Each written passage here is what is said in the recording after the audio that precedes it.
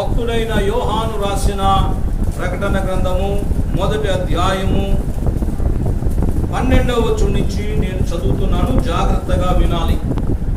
చాలా శ్రేష్టమైన మాట. యోహాను రాసిన ప్రకటన గ్రంథము 1వ అధ్యాయము 12వ వచనం నుంచి. ఇది వినగా నాతో మాటలాడుచున్న స్వరము ఏమిటో అని చూడదిగితిని. తిరుగగా దాని పైన ప్రభువు దినమందు ఆత్మవశుడనై ఉండగా ఊరధ్వని వంటి గొప్ప స్వరము నాతో చెప్పుట నా వెనుక వింటిని. ఇది వినగా నాతో మాటలాడుచున్న స్వరము ఏమిటో అని తిరుగగా 7 సువర్ణ దీపస్తంభములను, ఆ దీపస్తంభముల మధ్యను మనుష్య కుమారుని పోలిన ఒకనిని చూచితే.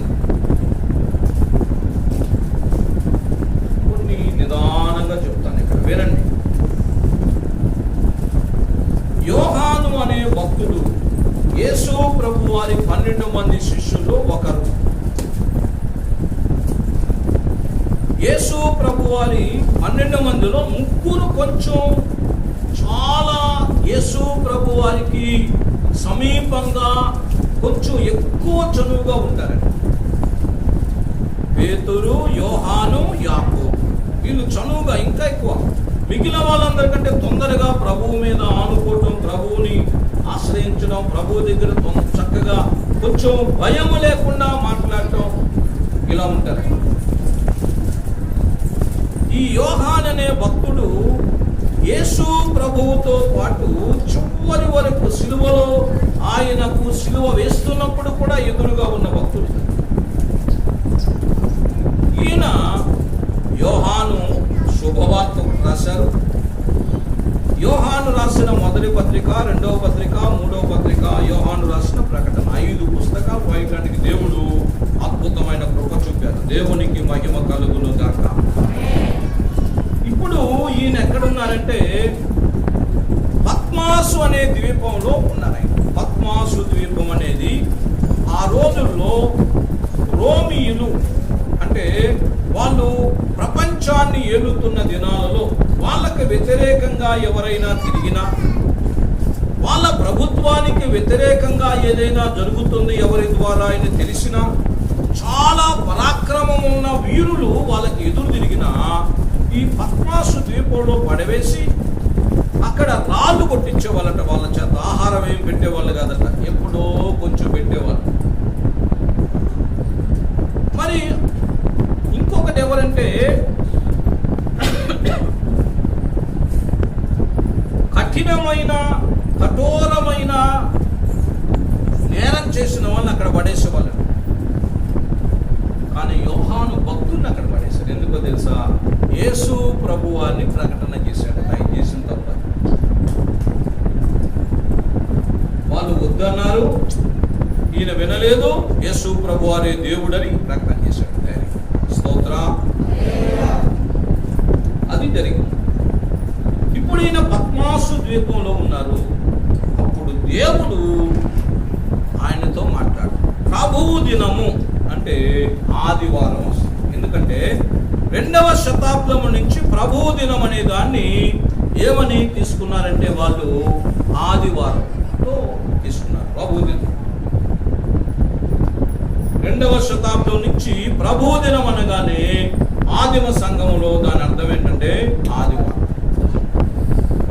ఇక్కడ ఏమన్నాడంటే ప్రభువు దినమందు ఆత్మవశుడనై ఉండగా ఊరధ్వని వంటి గొప్ప స్వరము నా వెనుక వింటిని అంటారా. మరి ఆయన ఆత్మవశుడై ఉన్నాడు. ఆత్మ చేత నడిపించబడే జీవితంలోకి ఒక విశ్వాసి రావాలి. ఎందుకంటే మన ముందు భక్తులు కూడా ఆత్మ చేత నడిపించబడ్డారు. కేవలం నువ్వు విశ్వాసిగా ఒక శిష్యునిగా మారాలి.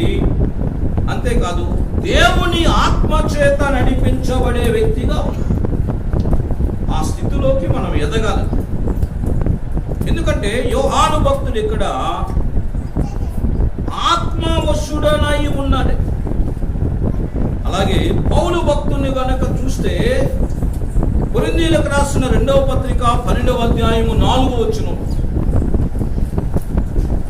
ఆయన అన్నాడు, పౌలు భక్తుడు అంటాడు, ఆయన 3వ ఆకాశమునకెక్కెను అన్నాడు. అది కూడా ఆయన కూడా ఏంటంటే చాలా ఆత్మ సంబంధమైన విషయాలు వీళ్ళు తెలుసుకున్నారు. గొప్ప విషయాలు తెలుసుకున్నారు. అందరికీ తెలియదు. నేను 3వ ఆకాశమునకెక్కెను అన్నాడు. అక్కడికి వెళ్ళాడట ఆయన. అక్కడ కొన్ని చూశారు ఆయన అక్కడ. కానీ మనుషులతో వాటిని చెప్పకూడదని చెప్పేసి అక్కడ పెట్టారు. అలాంటి అద్భుతమైన దర్శనాన్ని, జరగబోయే వాటిని దేవుడు భక్తులకి కొంతమందికి చక్కగా వాళ్ళకి తెలియజేశారు. స్తోత్రం చెబుదాం. అయితే ఇక్కడ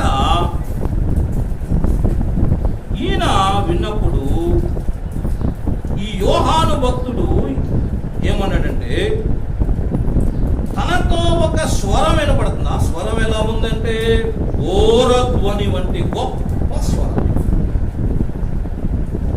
అంటే ఒక శబ్దం వినపడుతుంది, ఒక స్వరం. ఆయన ఎవరో అని చూడకూరి నాతో చెప్పుట నా వెనక ఎవరు అని వింటిని. ఇది వినగా నాతో మాట్లాడుచున్న స్వరం ఏమిటని చూడ తిరిగినప్పుడు ఎలా ఉన్నాడంటే ఆయన మనుష్య కుమారుని పోలిన ఒకనిని. స్తోత్రం చెబుదాం. ఎవరిని చూశాడు అనుకున్నారు? ఈయన దేవదేవుణ్ణి చూశాడు. యేసు ప్రభువాన్ని చూశాడు. ఎప్పుడు? మామూలుగా బ్రతికున్నప్పుడు 33.5 సంవత్సరాలు, చివరి 3.5 సంవత్సరాలు ఆయనతో పాటు ఉన్నారు. చనిపోయి తిరిగి లేచి ఆకాశంలోకి వెళ్ళిన తర్వాత, పరలోకానికి వెళ్ళిన తర్వాత దేవుడి దగ్గర ఉన్నప్పుడు అక్కడ మరలా చూశాడు. మహిమ కలిగిన యేసు ప్రభువాన్ని చూశాడు. ఘనమైన యేసు ప్రభువాన్ని చూశాడు ఆయన. కాబట్టి ఎవరు నాతో మాట్లాడుతుంది, ఆ స్వరమేమో ఘోరలాగా ఉంది అంటే చాలా శబ్దం అంటది, మామూలు కాదు. ఎవరు అని చూచినప్పుడు ఆయన ఎవరై ఉన్నారంటే మనుష్య కుమారుడు, అంటే యేసు ప్రభువు అని చూచారు. భూమి మీద ఉన్నప్పుడు ప్రజలు ఆయన ఎలా చూశారో తెలుసా? యెషయా గ్రంథము 53వ అధ్యాయం 3వ వచనంలో ఈ మాట చక్కగా రాశారు. యెషయా గ్రంథము 53వ అధ్యాయము 3వ వచనంలో, అతడు తృణీకరింపబడిన వాడును ఆయను, మనుష్యుల వలన విసర్జింపబడిన వాడును, వ్యసనాక్రాంతుడుగాను, వ్యాధిని అనుభవించిన వాడుగాను, మనుష్యుడు చూడనల్లని వాడుగాను ఉండెను. అతడు తృణీకరింపబడిన వాడు గనుక మనము అతనిని ఎన్నిక చెయ్యకపోతిమి. అదట భూమి మీద ఉన్నప్పుడు వాళ్ళు ఏమి కూడా ఆయన్ని ఏం చేశారో తెలుసా? మనుషులు తృణీకరించారు. పురుగులాగా తీసేసి చూడటం తెలుసా? గోంగూరలో పురుగు అంటారు కదా, అంతేనా? కొంతమందిని ఎలా తీసేస్తారు? గోంగూరలో పురుగును తీసేసినట్టు తీసేస్తారంటగా. అంటే వాళ్ళు పట్టించుకోరట. అలా చూశారు యేసు ప్రభు అని. కానీ ఇప్పుడు ఆయన కాదు, అలాంటి ఆయన కాదు. ఎవరంటే మహిమతో ఉన్న దేవుణ్ణి ఎవరు చూశారంటే యోహాను భక్తులు చూశారు. స్తోత్రం చెబుదాం. స్తోత్రం చెబుదాం. మొట్టమొదట ఆయన చూసింది ఏంటంటే, ఆయన చూసినప్పుడు నేను నాతో మాట్లాడుచున్నవారు ఎవరా అని నా వెనుక వస్తున్న శబ్దాన్ని విని నేను విన్నప్పుడు ఎవరట? ఇదిగో వినగా నాతో మాట్లాడుతున్న స్వరమేమిటో అని చూడ తిరిగి అప్పుడు ఎవరు కనపడ్డారంటే మనుష్య కుమారుని పోలి. అంటే ఎలా ఉన్నాడంటే ఆయన తిరిగి వెనక తిరిగి చూచినప్పుడు 7 సువర్ణ దీపస్తంభములను, ఆ దీపస్తంభముల మధ్యను మనుష్య కుమారుని పోలిన ఒకరిని చూచి. ఇప్పుడు ఆయన ఎలా ఉన్నాడో ఒక్కొక్క మాట చెప్తాను. ఇక్కడ 7 విషయాలు ఉన్నాయి. మొదటిది, ఆయన తన పాదముల మట్టునకు దిగుచున్న వస్త్రము ధరించుకొని రొమ్మునకు బంగారు దత్తి కట్టుకొని ఉండెను. ఇది మొదటిది. ఆయన చూసినప్పుడు యేసు ప్రభువారు చూచాడు. మనుష్య కుమారుడు అంటే ఎవరు? యేసు ప్రభు. మొట్టమొదట ఆయనకి ఏం కనపడింది? ఆయన దర్శనంలో ఆయన వస్త్రములు కనపడి. ఎట్లా ఉన్నాయటవి? పాదముల మట్టునకు దిగుచున్న వస్త్రము కనపడింది. He was clothed with garment down to the foot. ఆయన వస్త్రాలు కనపడి. ఏమిటి వస్త్రాలు అంటే? ఈ వస్త్రము దేనికి సాదృశ్యం అంటే ఇక్కడ ప్రవక్తకు, ప్రధాన యాజకునికి, రాజుకి సాదృశ్యమైన వస్త్రాలు. అంటే ఆ వస్త్రాలు వేసుకునేవారు ఎవరు అంటే ప్రవక్త అయినా ఉండాలి, ప్రధాన యాజకుడైనా ఉండాలి, రాజు. ఈ ముగ్గురు తప్ప ఎవరు వేయరు. కాబట్టి అలాంటి వస్త్రాలతో కనపడ్డాడు. ఎవరు? యేసు. కాబట్టి యేసు ప్రభువారు ఎవరై ఉన్నారు అని అంటే చూడండి, ఇక్కడ ఇంకొక మాట చూద్దాం. దానియేలు గ్రంథము 10వ అధ్యాయము 5వ వచనంలో కూడా ఇక్కడ ఒక విషయాన్ని మనం చూడొచ్చు. దానియేలు గ్రంథము 10వ అధ్యాయము 5వ వచనాన్ని చూస్తే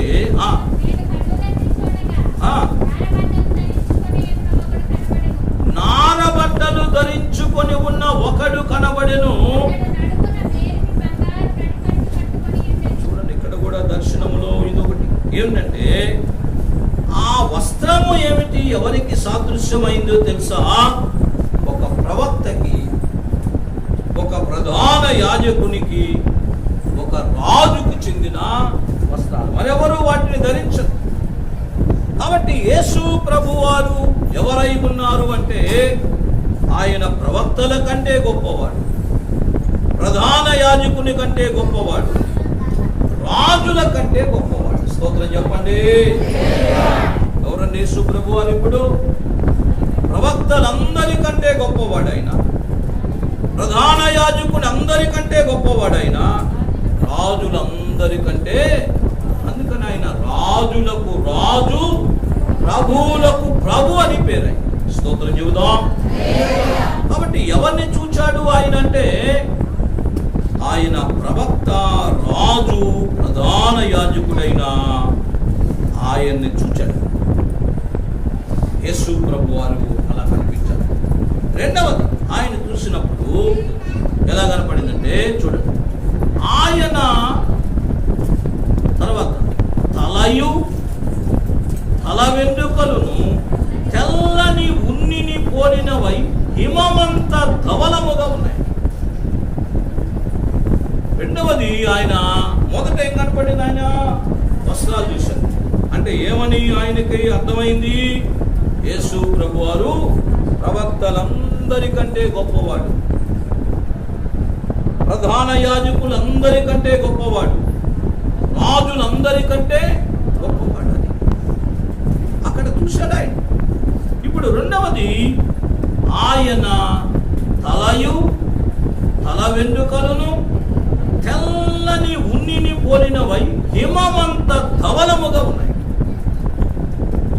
హిమం అంటే మంచు తెలుసా? పడితే బాగా దగ్గర పడుతుంది, దగ్గ దగ్గ దగ్గ దగ్గ తెల్లగా పెరుసు. ఆయన తలయు తల వెంట్రుకలు అట్లున్నాయి. ఇది దేనికి సాదృశ్యమో చెప్తాను, వినండి జాగ్రత్తగా. ఏమిటంటే ఇది దానియేలు గ్రంథము 7వ అధ్యాయం 9వ వచనంలో కూడా మనం చూసినట్లయితే దానియేలు భక్తుడు కూడా ఇలాంటి ఒక దర్శనాన్ని చూశాడు. అందుకనే దానియేలు గ్రంథానికి, ప్రకటన గ్రంథానికి కొన్ని సారూప్యతలు ఉన్నాయి, కొన్ని పోలికలు ఉన్నాయి. అక్కడ దానియేలు గ్రంథము 7వ అధ్యాయము 9వ వచనంలో మనం చూస్తే,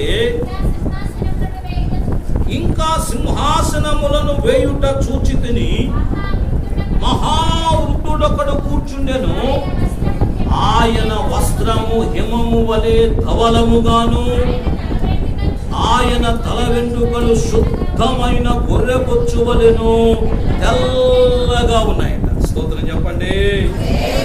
చూసారా, దానియేలు ఎప్పటి వాడు, ఆయన యోహాను ఎప్పటి వాడు, వీళ్ళిద్దరి మధ్య చూసారా చక్కగా దేవుడి స్పష్టమైన మరి పోలికలు మనకు స్పష్టంగా కనబడుతున్నాయి. పిల్లల దేవుడు ఆయన అంతా చక్కగా ఎప్పుడో తెలియజేశాడు.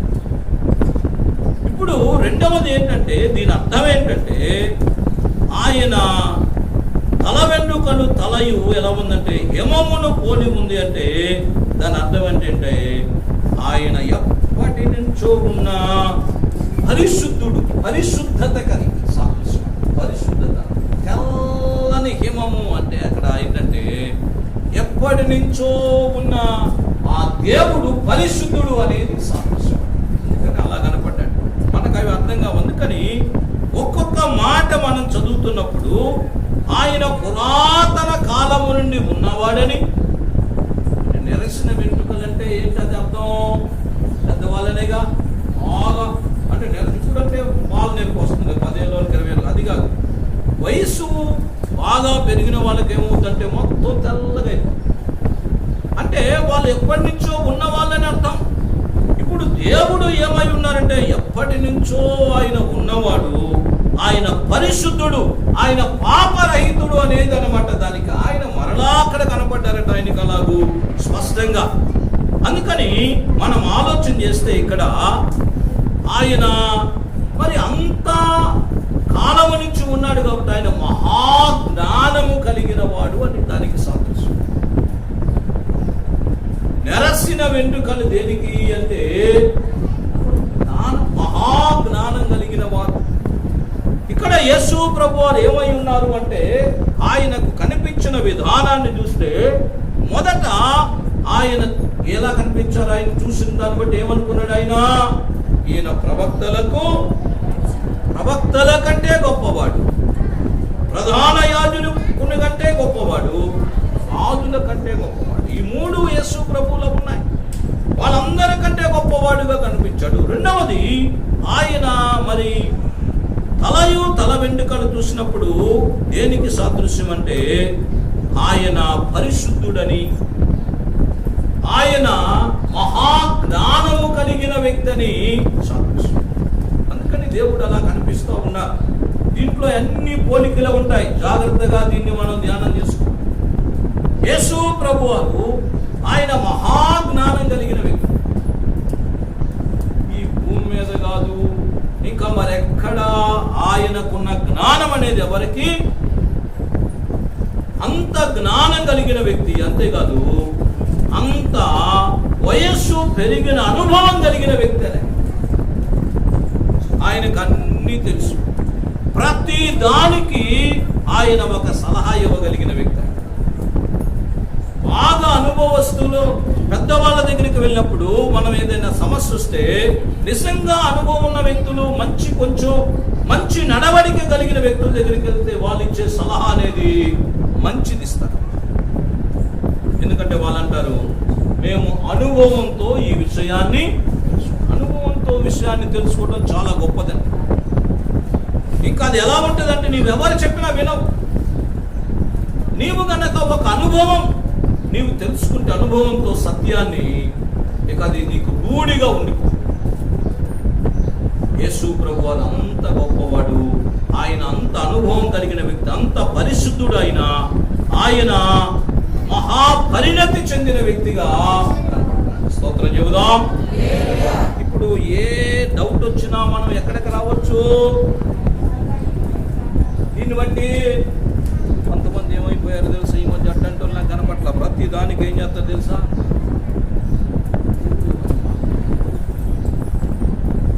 మా గురించి ఏమన్నా మీకు చెప్పారా?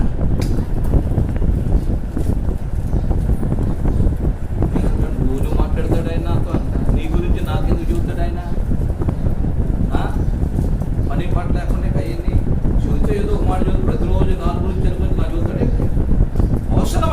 ఏదో కాడోపేట తెచ్చినప్పుడు చెప్పేస్తాడు ఆయన.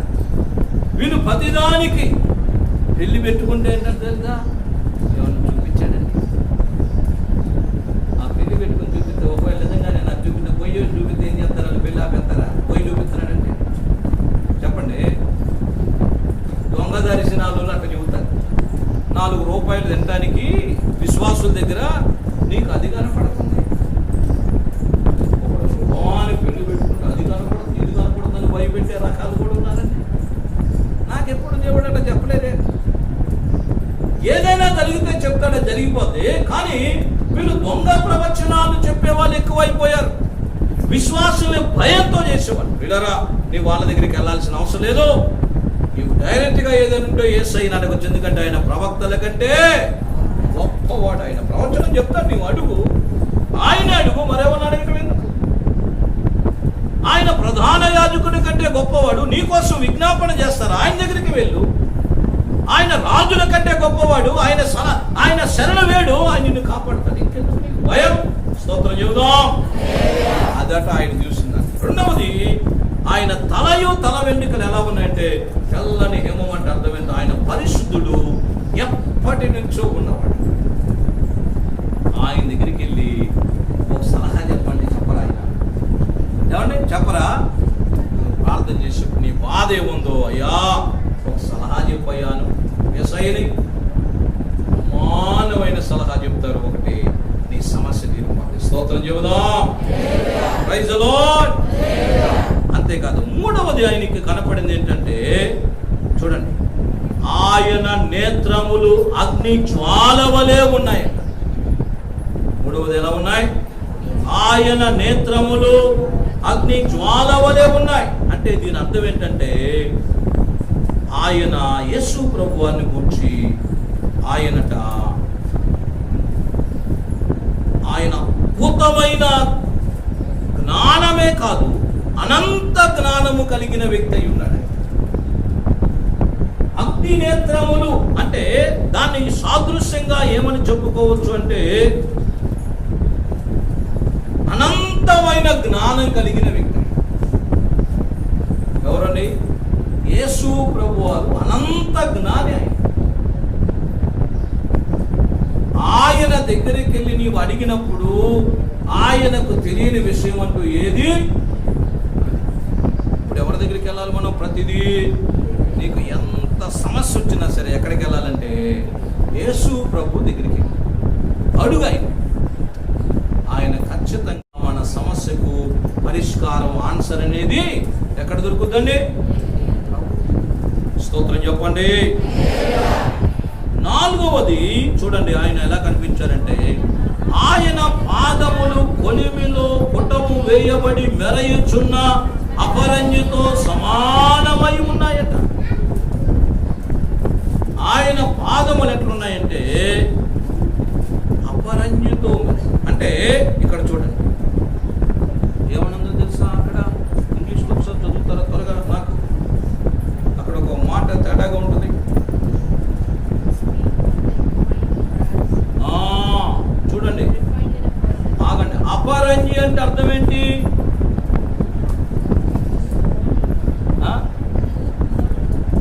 కానీ అక్కడ ఏమనుందో తెలుసా? అది దాని అర్థం చెబుతాను వినండి. బ్రాస్ అంటే ఏంటి? ఇత్తడి. తెలుగులో అపరంజని వచ్చింది అంటే దాని అర్థం, ఎందుకంటే ఆ రోజుల్లో ఈ ఇత్తడి అనేది అది దేంతో ఉంటుందంటే దాంట్లో బంగారం ఉంటుంది, రాగి ఉంటుంది, వెండి, ఈ 3 కలిపి తయారు చేస్తారండి. ఇత్తడి ఆ రోజుల్లో ఏం చేసేవాళ్ళంటే, brass is compound of gold, copper and silver, the strongest metal. వాటిల్లో అది చాలా గట్టిది. ఎందుకంటే 3 కలుపుతారట వాటిలో. అందుకనే మనం చూస్తే విమానం రేకు తెలుసా మీకు? విమానం రేకుని దాన్ని అల్లాయ్ అంటారు. సరే, మీకు అర్థం పోవటానికి విమానం రేం కాదు, ఈజీగా చెబుతాను. బైకులు ఉన్నాయిగా మీ అందరికీ, దాంట్లో స్పోక్స్ అంటారు. నా బైక్ ఉంది, స్పోక్స్ అంటే దానికి ఏముంటాయిగా, స్పోక్స్ అంటే సువ్వలు కాకుండా మీకు పెద్ద బద్దల్లాగా ఉన్నాయే, వాటిని ఏమన్నారు మీ వీల్ని? ఎల్లాయ్ వీల్ అంటారు కదా, అవునా? ఆ ఎల్లాయ్ అంటే అర్థం ఏంటో తెలుసా? 2-3 మెటల్స్ కలుపుతాడు వాడు, అది చాలా బలం ఉంటుంది అది. అందుకని అవి చాలా బలంగా ఉంటాయంట ఆ వీల్స్. ఎల్లాయ్ వీల్స్ అంటే బలంగా ఉంటాయంట. అందుకని వాటిని ఇప్పుడు ఇత్తడి ఇక్కడ బంగారం అన్నాడు, కానీ అక్కడ బ్రాస్ అని ఉంటుంది. అంటే అర్థం ఏంటంటే చాలా గట్టిదట అది. అది ఆ రోజుల్లో ఆ ఇత్తడి అనే దాన్ని ఎలా చేస్తుంటారంటే, దాంట్లో ఏముంది?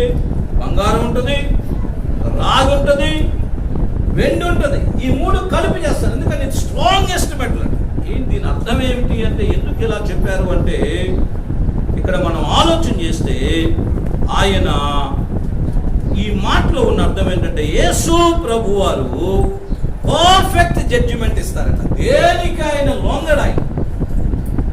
యేసు ప్రభు వారు ఆయన తీర్పు ఎలా ఉంటుందంటే చాలా ఖచ్చితంగా ఉంటుందండి, పర్ఫెక్ట్ గా ఉంటుంది ఆయన తీర్పులంతా. ఎందుకంటే ఆయన లోకం ఆయన ఏమీ చేయలేదు. ఈ ఇత్తడనే ఈ యొక్క మెటల్ ని అంత గట్టిగా ఉంటుంది, ఏం చేయలేదు. అందుకని అంత గట్టిగా ఉంటుంది. అందుకని పోల్చాడు ఏంటంటే, యేసు ప్రభు వారి తీర్పులు లోకములో ఉన్న మనుషులు ఆయన తీర్పుని ప్రభావితం చేయలేదట. ఆయన ఏదైనా చెప్పితే అది అక్షరాలా చేస్తారు, అది ఖచ్చితంగా తీర్పు ఉంటుందట. కాబట్టి నీకు ఒకవేళ అన్యాయం జరిగిందని నీవు అనుకుంటే ఎక్కడికి వెళ్ళాలి?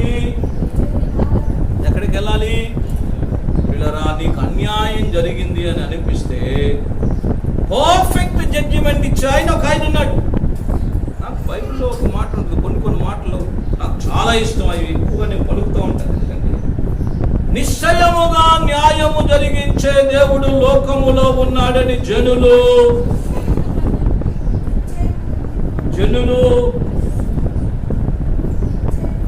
నిశ్చయముగా నీతిమంతులకు న్యాయము జరుగునని, అది కాదు, న్యాయము జరిగించే దేవుడు లోకములో ఉన్నాడు అని జనులు తెలుసుకుంటారంటాడు. ఎవరు దేవుడు అంటే? న్యాయము జరిగించి. కీర్తనలో ఉందంటే చక్కగా, నాకు చాలా ఇష్టం. నిశ్చయముగా న్యాయము జరిగించే దేవుడు లోకములో ఉన్నాడని తెలుసుకుంటారన్న పిల్లరా. అందుకని యేసు ప్రభు వారు ఇక్కడ దీని అర్థం ఏమిటి అంటే, ఎందుకని ఇలా చెప్పారు అంటే, ఆయన తీర్పులు ఎలాంటివంటే న్యాయమైన. స్తోత్రం చెబుదాం, ప్రైజ్ ది లార్డ్. ఇప్పుడు తీర్పులు అలాంటివి కాదండి, అన్యాయం తీర్పు. ఎక్కడో న్యాయం కొద్దిగా ఉంది, కానీ ఎక్కువ అన్యాయం తీర్పులే. కానీ దేవుని తీర్పు ఎలాంటిదంటే అది న్యాయమైంది. ఎవరికి ఆయన అన్యాయం, ఒక్క పాలు కూడా అన్యాయం జరగదే. ఒక్క పాలు కూడా ఎవరికి అన్యాయం చేయదు దేవుడు. కాబట్టి నీకు అన్యాయం జరిగింది అనిపిస్తే, నీకు న్యాయం జరగాలి అంటే ఎవరి దగ్గరికి వెళ్ళాలి? నువ్వు ఎవరిని ఆశ్రయించాలి? We have the lawyer, we have a judge. మనకొక న్యాయాన్ని చేసే లాయర్ గారు ఉన్నాడు, న్యాయాధిపతి ఉన్నాడు. ఆయన లోకానికి లొంగడు. స్తోత్రం చెబుదాం. కాబట్టి మనం ధైర్యంగా ప్రభు పాదాలు పట్టుకొని అడగొచ్చు, అయ్యా నాకు అన్యాయం జరిగింది, న్యాయం చేయి అని అడగచ్చు. ఆయన అడిగితే, ఆయన మన పక్షాన నిలబడితే లోకములో ఉన్న జడ్జిలు ఎంతమంది వచ్చినా సరే ఏం చేస్తారంటే న్యాయమే చెప్పిస్తాడు. స్తోత్రం. కాబట్టి ఇది ఆయన ఎలా కనిపించాడు? ఆయన పాదములు కొలిమిలో పుటమి వేయబడి మెరయుచున్న అపరంజితో సమానమై ఉన్నాయి. అంతేకాదు, తర్వాత ఆయన కంఠస్వరము విస్తార జల ప్రవాహముల ధ్వని వలె ఉంది. ఆయన కంఠ స్వరం ఎలా ఉందో తెలుసా? విస్తార జల ప్రవాహముల ధ్వని, బాగా పారే జలం యొక్క ఆ నీళ్లు ప్రవాహం చప్పుడు విన్నారా మీరు ఎప్పుడన్నా? అసలు సముద్రం హోరు విన్నారా ఎవరైనా? సాయంత్రం పూట సముద్రము హోరు విన్నారా? వినలేదా? మీరు ఒక్కరు ఉంటారు, ఇంకెవరు తెలీదా?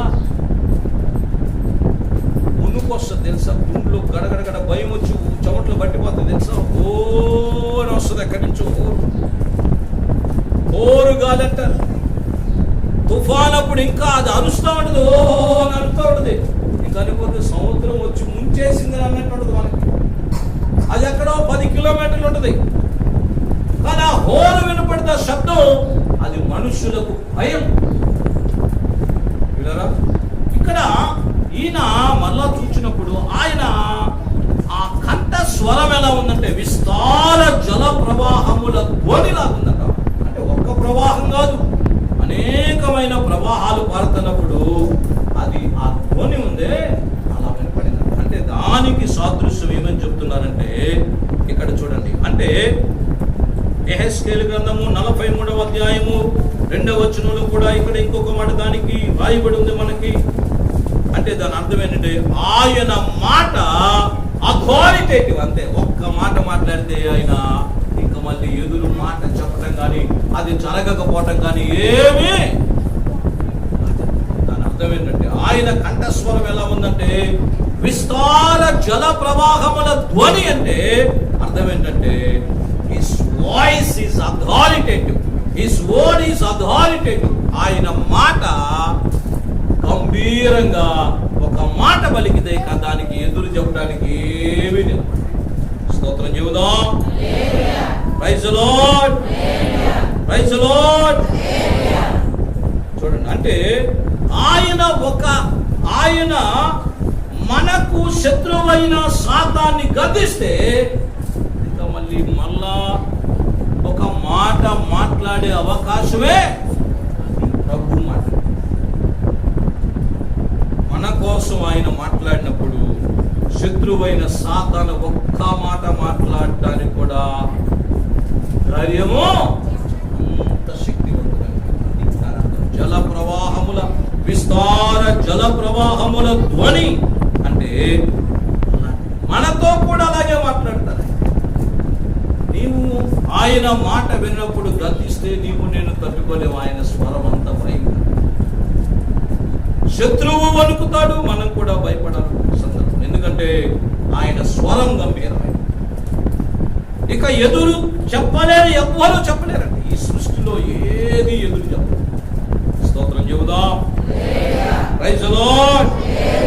అంటే ఆయన స్వరం ఏంటంటే అథారిటేటివ్, అంటే అధికారముతో. యేసు ప్రభు వారు ఒక రోజు నాకు బాగా ఇష్టమైన మాట ఏంటంటే, అలా అంటే చాలా ఉంటాయి కానీ అవి ఎప్పటికీ ఇష్టంగా ఉంటాయి. ఏంటంటే ఒకరోజు తన శిష్యుడైన పేతురు భక్తుడు బయట నుంచి వస్తూ ఉంటాడు. యేసు ప్రభు వారి దగ్గరికి రాగానే మధ్యలో ఒకరు అడుగుతారు, ఏమయ్యా మీ గురువు గారికి నీకేమి, మాకు ఇక్కడ ఈ ఊళ్ళో ఉంటున్నందుకు నువ్వు ట్యాక్స్ కట్టాలని తెలీదా, సుంకము కట్టాలని తెలీదా? సరే తెలుసు అయ్యా, నాకేం తెలుసులే, మా గురువు గారి యొక్క నేను విద్య లేని పాముంది కదా అనుకున్నాడు. చూద్దామని వెళ్తున్నాడు. ఆయన ఇంటి ముందుకు రాగానే పేతురు ఇట రా అన్నాడు. ఏం చెబుదాం అనుకున్నాడు ఆయన? అయ్యా నిన్ను నన్ను సుంకం కట్టాలట, మనం పన్ను కట్టాలట. మరి అడిగారు, నువ్వు మీ గురువు గారు కట్టాలయ్యా, కట్టరేంటి మీరు అని అడిగారు. చూద్దాం అనుకుని వెళ్ళాడు. ఆయన వెళ్ళేటప్పటికే యేసు ప్రభువారు ఏమన్నా నిన్ను మాట్లాడక ముందరే, పేతురు నువ్వు వెళ్ళి సముద్రంలో గేలమై చేపలు పడతాయి. మొదటి చేప పట్టుకొని నోరు తెరుగు, శిఖ దొరుకుతుంది, నీకు సగం నాకు సగం కట్టరేపు. ఏమనుకున్నట్టాడు పేతురు?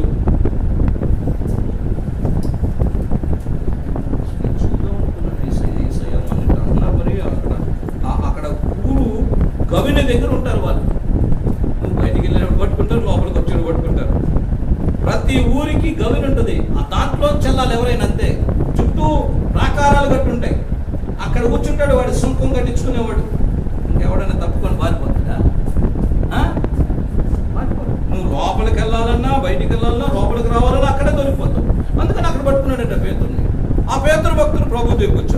చెప్పక ముందలే ప్రభు అన్నారు, పేతురు నువ్వు వెళ్ళి సముద్రంలో ఎక్కడేమన్నాడు, గేలం. అసలు గేలం ఎక్కడేస్తారు తెలుసా మీకు? కొన్ని అనుభవంగా చెబుతున్నారు కొంతమంది, కాలువలో వేస్తారు.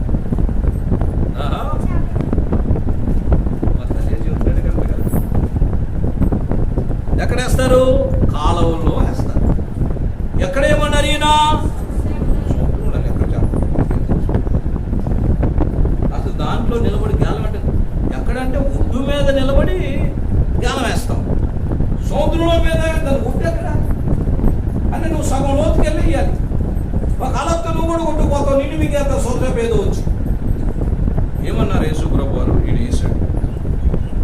గలిలయ సముద్రం నాకు ముందులే చిన్నదే, పెద్దేం కాదు, మరీ పెద్దది కాదు. చేప దొరికింది. దాంట్లో ఏముంది? యేసు ప్రభు వారు మాట చెప్పాడు కదా, పేతురుని వెళ్ళి సముద్రంలో జ్ఞానమే. ఆ మాట ఆయన చెప్పాడు కదా, అది జరగాలంటే అప్పుడు సముద్రంలో చేపలు మొత్తం తలకాయలు పైకి ఎత్తేసినట్టు మొత్తం పెద్ద మీటింగ్ అంట. అడావిడి సముద్రం అంతా అడావిడి అడావిడి అడావిడి అడావిడి అడావిడి ఉంది మొత్తం. ఏంటంటే అందరు జనాలు ఏంటో సముద్రం అన్నప్పుడు ఉన్నది, చేపలు ఫాస్ట్ తిరుగుతాయి. అందరూ మీటింగ్లు, ఎక్కడికక్కడ మీటింగ్, చిన్న చేపలు పెద్ద మీటింగ్ పెట్టి ఇదిగో యేసయ్య మాట్లాడినాడు కదా, గాలం వేయమని. పేతురు భక్తులు వచ్చి గాలం వేసేటప్పుడు మనం ఒక షెకిల్ మింగేసి ఆ గాలాన్ని పట్టుకోవాలిగా. నేనేంత అనుకున్నాయంట. చూసారా యేసు ప్రభు మాట అంత గొప్ప. నీతో గనక జరగమని ఒక మాట చెప్తే నువ్వు వెళ్ళే లోపలే కార్యాలన్నీ సిద్ధం వస్తుంది. స్తోత్రం, స్తోత్రం, స్తోత్రం. నీ గురించి ఫలాన్ని జరగాలని ప్రభు నీతో గనక చెప్తే వెళ్ళే లోపలే ఆ కార్యాలన్నీ కూడా అన్ని రెడీ చేసి పెడతారండి. స్తోత్రం. ప్రభు మాట అది చెప్తున్నాడు. అయితే ఒక చేప బతుకులాడు కూడా, నేను చచ్చిపోతాను జ్ఞానంలో పడి, నాకు అవకాశం ఇవ్వండి అన్నాడు. మొత్తుకుందంట గిరగిరగిరగిరగిరగిరగిరి. సరే పోవే, నువ్వే చదువు అన్నాడు. చదువు కోసం చచ్చిపోయింది బాబు. జ్ఞానం అయితే చేప బతుకుతుందంటే, జ్ఞానంలో పడిన చేప బతుకుతామా? తీసేటప్పుడు ఏమవుతుంది? చీఫ్ చేస్తుంది కదా జ్ఞానం. చదువు కోసం చచ్చిపోతాను మళ్ళాగా పరలోకానికి వెళ్ళదు. కానీ అవకాశం వస్తే చేప కూడా ఉండేది మొదలు ఆ దొంగతో పాటు. రెండోది పరలోకంలో ఆ దొంగడితో పాటు ఈ చేప కూడా పక్కన ఉండేదేమో. ఏమో నువ్వే కాదు, నేను కూడా యేసు ప్రభు కోసం చచ్చిపోయినా, నాది నేను కూడా ఉన్నానండి చేప అంటే అవి పరలోకంలో ఉంటాం, మనలాగా కాదు ఏంటి. అందుకని ప్రభు మాట ఎంతదంటే అథారిటీ. ఒక మాట చెప్తే నీకోసం నీకు కావలసిన పరిస్థితులు ఆటోమేటిక్గా నీకు చక్కబడిపోతాయి. స్తోత్రం, స్తోత్రం, స్తోత్రం, స్తోత్రం, స్తోత్రం, స్తోత్రం. అందుకని ప్రభా నా కొరకు నా పక్షంగా నిలబడయ్యా అను, నా పక్షంగా యుద్ధం చెయ్యయ్యా అను. ఇంకా ఎవరైనా నీ ఎదురు తిరుగుతారా? నీ ఎదురుగా వాదుంటే వాడే వచ్చి నమస్కారం పెట్టి, ఓరే నాయను నువ్వేదో సామాన్యమైన కుర్చీలో ఉన్న వ్యక్తి అనుకున్నాను, కానీ నేను మహారాజుని విరవీగాను, కానీ నీ వెనకాల ఎవరున్నారో తెలుసా? నీకు తెలియదు. కానీ నీ వెనకాల ఉంది ఎవరంటే మహాదేవుడు ఉన్నాడని నీకు సాష్టాంగ పడతారు రాజులు. స్తోత్రం చెప్పండి. దేవుడు మాట అంత గొప్పది వినరా? విన్నాడు. తర్వాత అంటున్నాడు ఇంకా నెక్స్ట్ వద్దాం. తర్వాత ఆయన ఇప్పుడు చూడండి, తన కుడి చేత 16వ వచనం 7 నక్షత్రములు పట్టుకొని ఉండెను. ఆయన నోట నుండి 2 అంచులు గల వాడి అయిన ఖడ్గం ఒకటి. మొదట కుడి చేత 2 అంచులు గల ఖడ్గం ఒకటి. దాని ముందరేమోనంటే 7 నక్షత్రములు పట్టుకొనెను. ఇవి ఏంటంటే 7 నక్షత్రములు 7 దూతలు, 7 దూతలు, 7 సంఘాలకి ఉంచబడిన. అందుకని సంఘమునకు మూలం ఎవరో తెలుసా? సంఘములో ఎదగాలన్నా, సంఘము దీవించబడాలన్నా, ఆ సంఘము మీద దేవుడిచ్చిన సేవకుడు కూడా ఎవరి అధికారంలో ఉంటాడో తెలుసా? ఆయన అధికారంలో. అందుకని సేవకుడు, నిజమైన సేవకుడు భయపడకుండా ధైర్యంగా సేవ ఎందుకు చేస్తామో తెలుసా? ఎవరి అధికారం ఉంటుందో తెలియదు. మేము ఎవరి అధికారంలో ఉంటామో తెలుసా? పరిశుద్ధుడైన మహాదేవుని అధికారంలో ఉంటాం. మా మీద అధికారం చలాయించడానికి ఎవరికి? ఎందుకంటే ఆయన పర్మిషన్ తీసుకొని రావాలి మా దగ్గర. స్తోత్రం, స్తోత్రం. అందుకని సంఘమునకు గార్డియన్ ఎవరో తెలుసా? యేసు ప్రభు. సంఘమును కాపాడేది ఎవరో తెలుసా? యేసు ప్రభు. సంఘ కాపరికి కంచె ఎవరో తెలుసా? యేసు. మనం ధైర్యంగా ఉండటానికి కారణం ఏంటంటే మన పక్షాన్ని చూస్తూ ఉంటాడు. స్తోత్రం, హల్లెలూయా.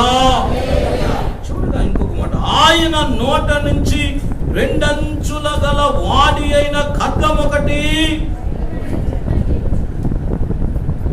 అంటే హెబ్రీయులకు రాసిన పత్రిక 4వ అధ్యాయం 12వ వచనాన్ని చూస్తే వాక్యం అనేది ఎలాంటిదో చెప్తాడో తెలుసా?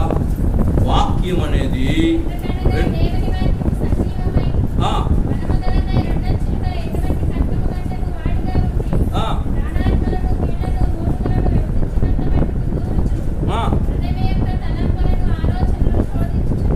అది వాక్యం అనేది మనలో ఉన్న ప్రతిదీ చెప్పేస్తుంది. మన ఆలోచనలు ఎలాగో, మన ఉద్దేశం ఏంటో, మన తలంపులేంటో దేవుడు వాక్యం స్పష్టంగా దాన్ని చదువుతున్నప్పుడు, నువ్వు వింటున్నప్పుడు మన గురించి స్పష్టంగా చెప్పు. స్తోత్ర. అందుకనే వాక్యం వింటున్నప్పుడు ఒకసారి మనలో ఏమంటే భయం వచ్చేస్తుంది. ఎందుకంటే మన లోపాన్ని తెలియజేస్తుంది వాక్యం, దేవుని మాట. మనలో ధైర్యం వస్తుంది. ఎందుకో తెలుసా? నిన్ను ధైర్యపరుస్తుంది దేవుని మాట. రెండంచులు గల వాడి గల ఖడ్గము కంటే కూడా అది మన హృదయములో, తలంపుల్లో ఉన్న ప్రతి ఆలోచన శోధిస్తుంది, తెలుసు.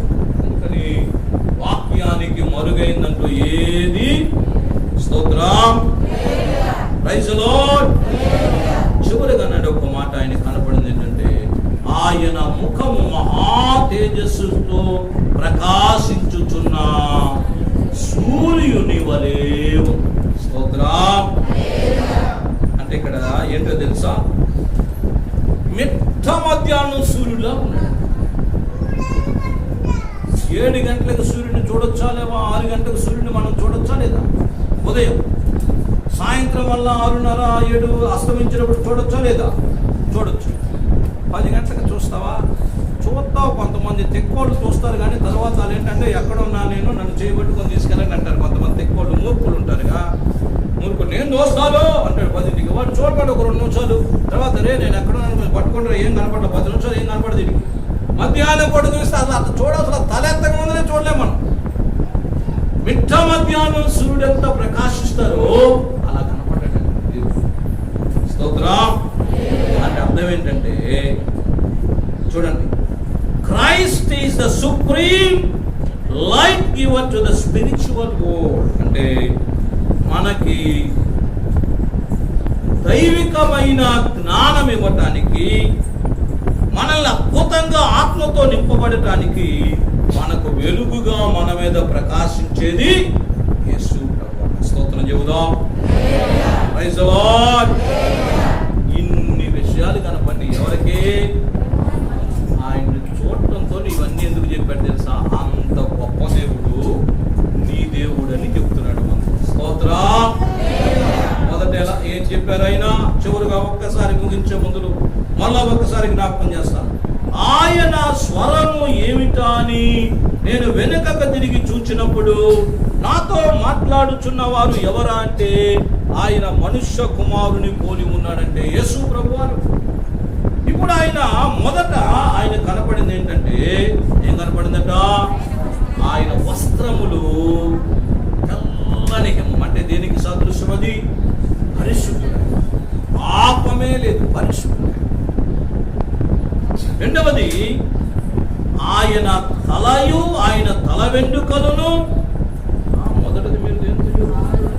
మొదటిదైన ప్రవక్త కంటే గొప్పవాడు ప్రధాన యాజకుని కంటే. ఎందుకంటే ప్రవక్తలకు ప్రత్యేకమైన వస్త్రాలు ఉంటాయి, ప్రధాన యాజకునికి ప్రత్యేకమైన వస్త్రాలు ఉంటాయి, మిగిలిన వాళ్ళు ఎవరు వేసుకోరు. రాజులకు ప్రత్యేకమైన వస్త్రాలు ఉంటాయి, రాజుగారు వేసుకున్న కనుక నువ్వు పొరపాట్లు వేసుకున్నావు అనుకోండి, కనపడింది అనుకో, అరే ఆయన డొక్క చించేసి డోలు కట్టిందానంటే తెల్లబడి డోలు అయిపోతాం మనం, అంతేం లేదు.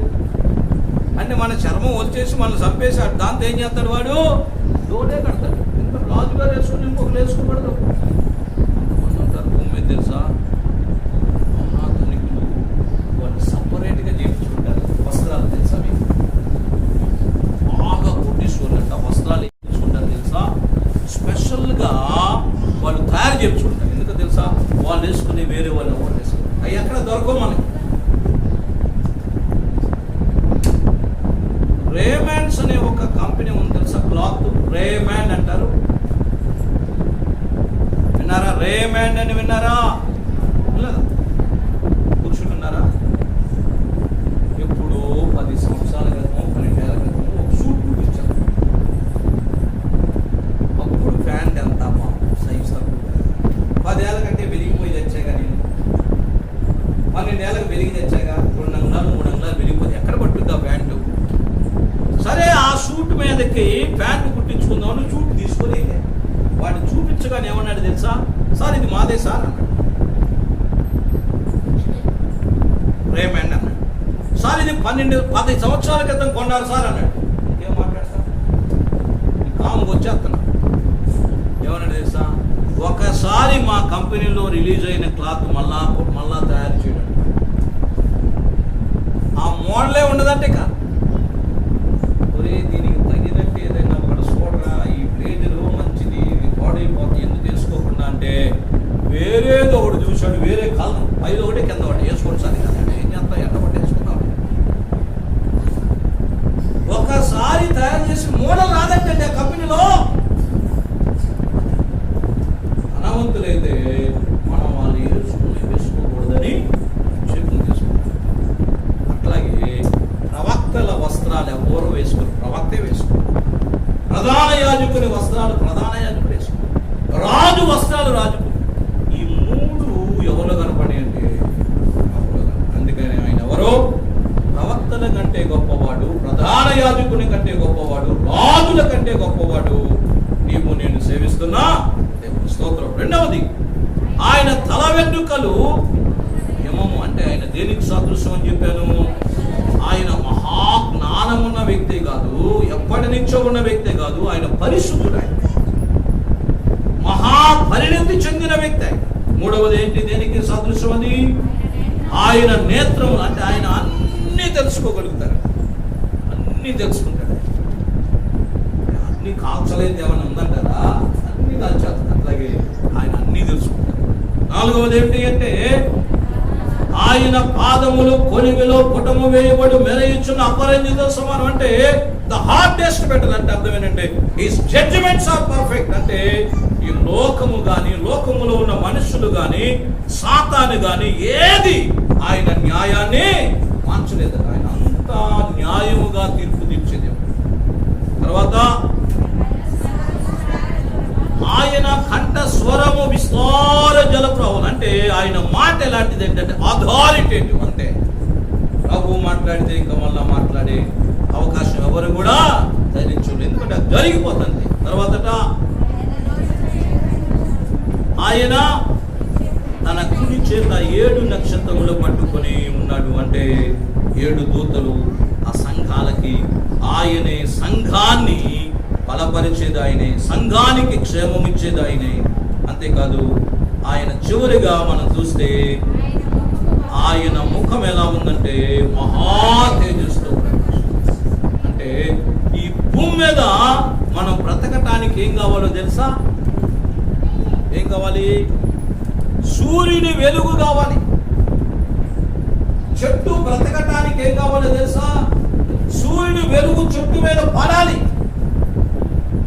అందుకని దాన్ని ఫోటోసింథసిస్ అనే ఒక క్రియ జరుగుతుంది. చదువుకున్న వాళ్ళకి తెలుసా? చిన్నప్పుడు చదివారు అంటే దాన్ని తెలుగులో ఏమనొచ్చు? ఎంతకంటే చెప్పారు అసలు. సూపర్. కిరణజన్య సంయోజక అంటే దాన్ని చిన్నప్పుడు చక్కగా మనం చూసాం. ఓ చెట్టుని సగం ఎండలో సగం నీళ్ళలో పెడితే నీళ్ళలో పెట్టి అన్ని కూడా ఎన్ని ఆకులు చిన్నగా అయిపోయి చచ్చిపోతాయి. ఎండలో పెట్టింది ఇటువైపు ఎండదంతా ఎండలోదే ముడుస్తుంది. ఎండ పడితేనే బతుకుతుంది. అంటే ఎండ పడితేనే అది ఆహారం తయారు చేసి ఎండలోకి చేసుకోలేదట. అది ప్రాణం ఉన్న వ్యక్తి బ్రతకటానికి సూర్యుడు ఎలాగో వేడి, సంఘము విశ్వాసి బ్రతకటానికి ప్రభు అని అనుకోండి. స్తోత్రం. ఆయన వెలుగు మన మీద పడాలి. అప్పుడు మనం బలం. ఆయన చూసినప్పుడు ఇలా కనపడ్డాడు. మరి ఆయన మన దేవుడు కదా. నీకు శ్రమ వచ్చిన ఆయన దగ్గరికి వెళ్ళొచ్చు, నీకు అన్యాయం జరిగిన ఆయన దగ్గరికి వెళ్ళొచ్చు, నీకు ఆలోచన చెప్పాలన్న ఆయన దగ్గరికి వెళ్ళొచ్చు, ధైర్యం కావాలన్న ఆయన దగ్గరికి వెళ్ళొచ్చు. సమస్తము చేయగలిగిన మనల్ని ప్రేమించే ప్రభు దగ్గర ధైర్యంగా వెళ్దాం. ఆయన అడుగుదాం. ఆయన చేత ధైర్యం పొందుకొని దీవించబడుగాక. ఆమేన్. తల ఉంచండి, దయచేసి తల ఉంచండి.